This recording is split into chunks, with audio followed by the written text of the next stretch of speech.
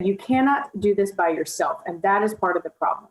We actually do have a limit. And so to try to expect perfection out of ourselves is not fair to ourselves.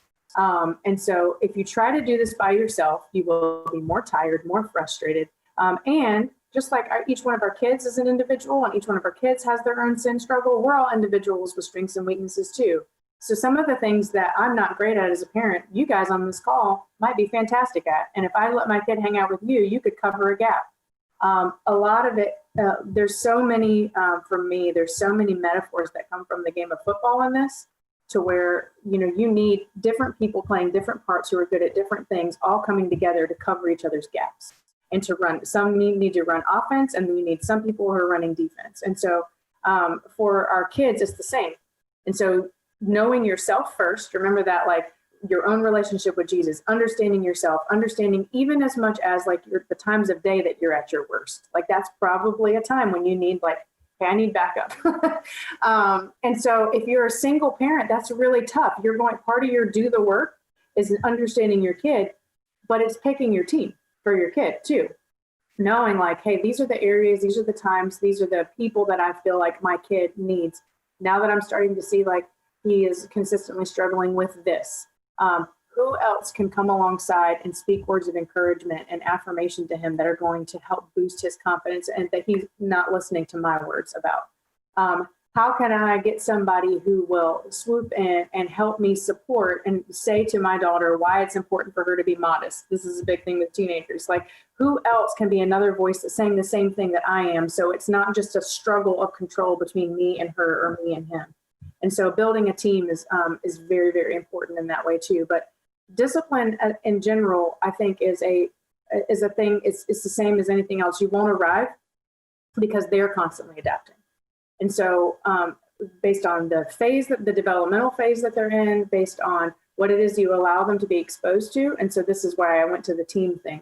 The people who are influencing them have a tremendous power over how they behave and the decisions that they choose to make. And so you will have to parent fewer of those negative things based on the other people that you allow them to be in their life, truthfully.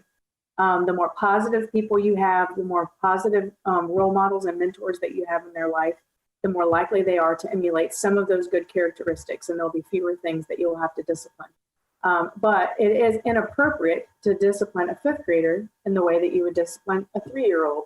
And so knowing who those kids are, what their limitations are, and reading some really, really good books and knowing how to respond unemotionally, I think is probably, unfortunately, that's where the work has to come in, but it's really about being steady and knowing that you are the parent.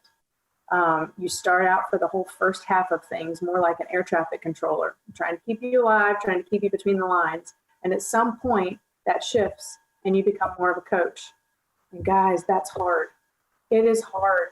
If you watch Little League sports, a lot of my examples are about football because my kid plays football. But when you do Little League sports, the coach starts out on the field with the kids. Thank God, because sometimes he has to physically pick them up and move them. But by the time as they get older and older, the coach is like allowed less and less time on the field because they're supposed to be learning. And then at some point, he's not allowed on the field at all. And it's the same with us. Like, we start out and we're on the field and we start to we want to stay there. And so you watch these parents with teenagers struggling to try to have a because I told you so culture in their house, and they wonder why there's such resistance and such rebellion. And it's because it's no longer your place. And the reason why that's hard is because it doesn't come from a bad place. You're trying to protect from, honestly, sometimes potentially death. Right. And so having to stand on the sideline and watch that is so hard, but unfortunately, it is the way it is. And it's why it's important that your identity wasn't attached to their success or failure from the very beginning. Because now in that place, as your kid gets older, your conversations look a little bit more like, all right, so this happened. If you could go back and do this again, what would you do differently? It's very much like a coach's mindset. Like, okay, that play didn't work. How are you going to run a different play next time?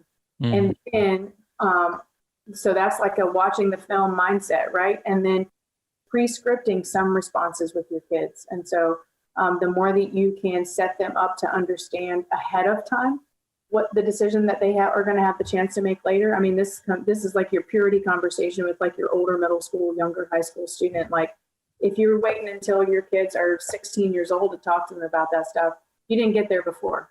Now you're going to have all the reactive conversations. And so anyhow, it's really just understanding that your control starts out right here because it has to be. And you're going to get further and further away.